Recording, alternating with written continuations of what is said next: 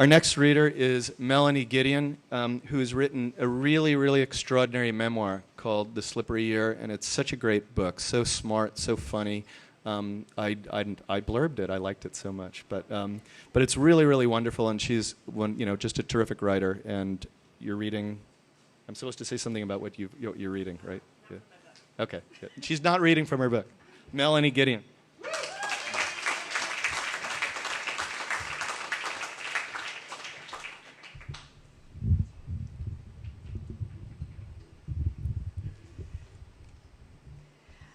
So nobody is told what sins are in their pieces, so I'm going to tell you what's in mine. I think I have a little bit of pride and sloth and gluttony and lust.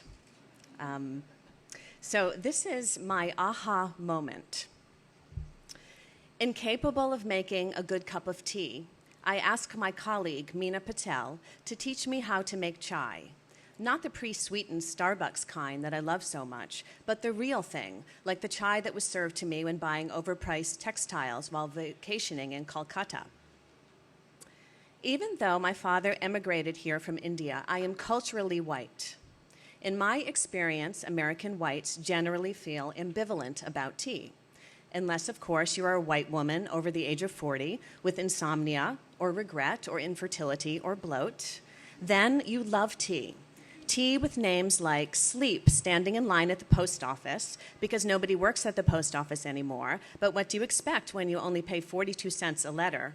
Or is it 44 cents? 44 cents a letter. Or feeling fat, visit Kolkata and become very, very sick and lose 20 pounds in 1 week tea.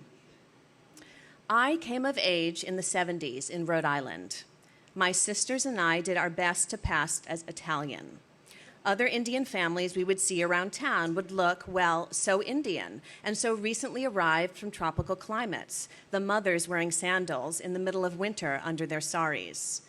My sisters and I refused to wear saris and instead wore jeans and Timberland boots. Now, if you are blonde, jeans and Timberland boots are redundant, and wearing this kind of outfit has the effect of jackhammering the blondness in, thus canceling the blondness out. But if you are Indian, jeans and Timberlands are unexpected, thus totally hot. This is the secret to sexiness. Dress against your race. An Indian woman wearing J. Crew's matchstick corduroys and a ribbon belt, rocking.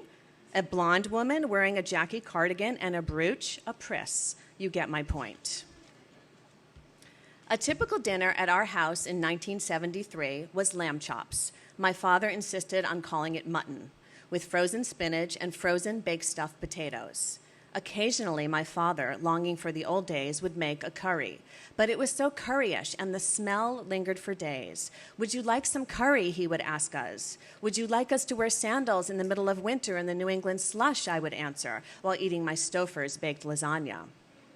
The tea. My parents drank it, Lipton and Red Rose, but it held no appeal for my sisters and me. We drank Country Time lemonade and Ovaltine and Tab. Many years passed. I got a job. I got a cat. I gave away the cat. I got a husband. We had a son.